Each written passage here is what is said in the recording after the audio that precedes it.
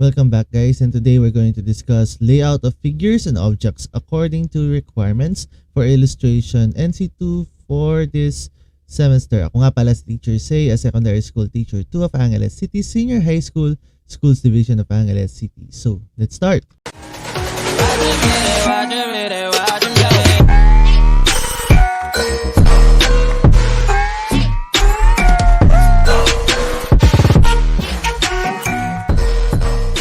Welcome back, guys, and today we're going to discuss layout of figures and objects according to requirements. So for today, we're going to discuss illustration, genres of illustration, ways to develop one's style. So for our first question, why is illustration important? So you may pause this video and write your answer in the comment section down below. So let's talk about illustration. Illustration is a visual imagery that is best known for interpreting, depicting, explaining, and or decorating the words in books, newspapers, and online media. So if we're talking about illustration, you're not just drawing something, but you are interpreting first, then depicting what is going to happen and explain or decorate what you have read into books, newspapers, and online media. Like for example, let's say you are asked to create a cover for a book. You should understand the book itself first before you draw a cover for it. Okay, that is illustration. So there are different genres of illustration. First, concept art. This type of illustration includes fantasy illustration, illustration for gaming, animation, and one-pager fine illustrations. The term concept first appeared back in 1930s, used probably first from Disney, and it was used in the automotive industry as well. In concept illustration, the artist creates several interpretations or concepts of a certain theme from which the client can choose from and see the different stages, development, and the process of creation of an illustration. If you notice here on the image, this is an example of a concept art. Basically, concept art is used if there is something to be, there's a new product that will be given to the public. Like for example, for mobile games or online games, if there is a new character for a certain game, a concept art will be given to their audience so that they have the idea of how the character would look, how the objects would look, and how would they interact with the given game. Okay, so another is for automotive industry. If there are new cars that will be produced for the year, concept arts would be shown, and then prototype models would be shown on car shows. Children's book illustration can be very diverse, from realistic, full with details illustration to very simplified, childlike, naive drawings. For example, is The Diary of the Wimpy Kid. It depends on the story, the target age group, and many more. Nevertheless, children's illustrations are colorful, narrating. There is always something happening. The characters are cute and friendly. Of course, you are targeting children. So if you want to get the attention of children, you need to have cute illustrations at the same time very catchy color combinations or color palettes. So whenever you're illustrating for children's books or other children related products, you should take into consideration those things. Comics, graphic novels. So if you notice here, I use manga for the illustration. Comics frequently takes the form of juxtaposed, placing two or more things side by side, sequences of panels of images, often textual devices such as speech balloons, captions, and onomatopoeia. The formation of a word from a sound associated with what is named indicate dialogue, narration, sound effects, or other information. Size and arrangement of panels contribute to narrative pacing. Compare it to a traditional book. A comics or a graphic novel helps the readers imagine how the character would look like, how they would interact with other characters, and at the same time how their movements would be. Okay, so in a comics, for example, this one, a manga, okay, you can already see what is the look of the character, okay, how they converse with each other, and how their mood is. You don't need to imagine it from scratch.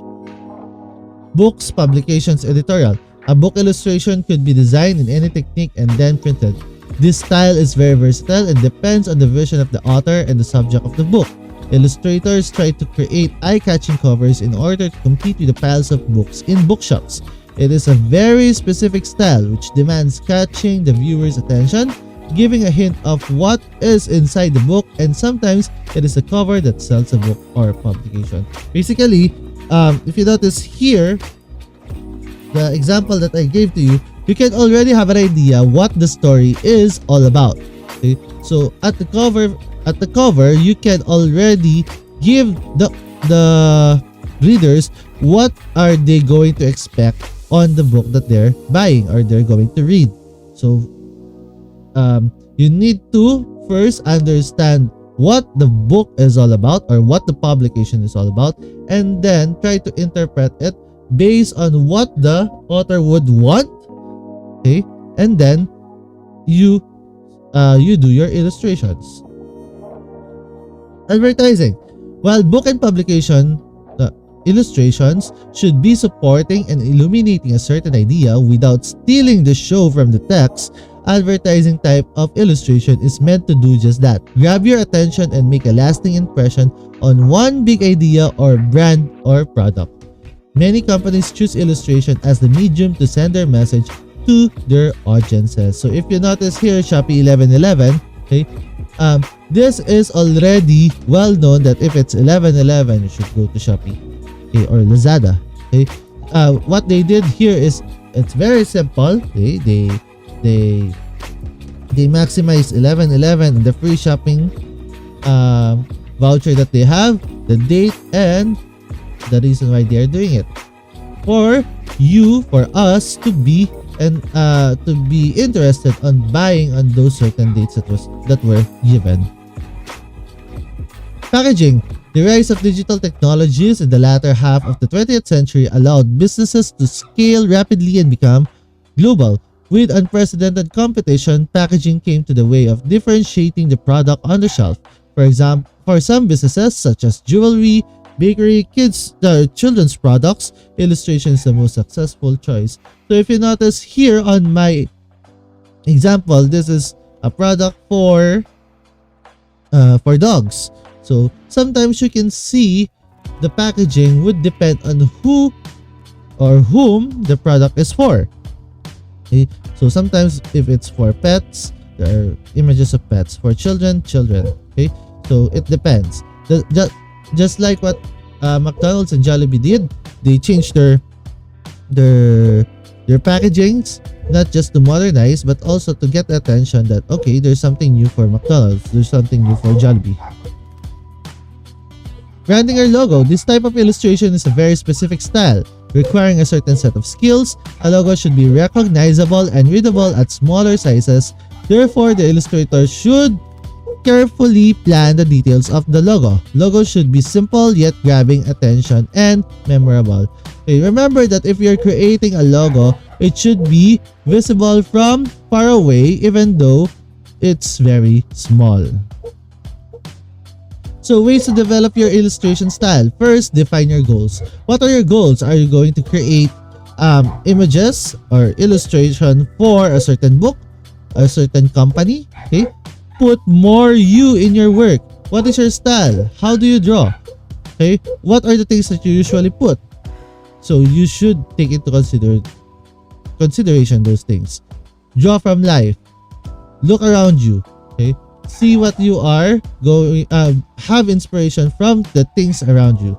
Draw from memory. If you're doing it time and time again, you can use those as inspiration for what you're going to create.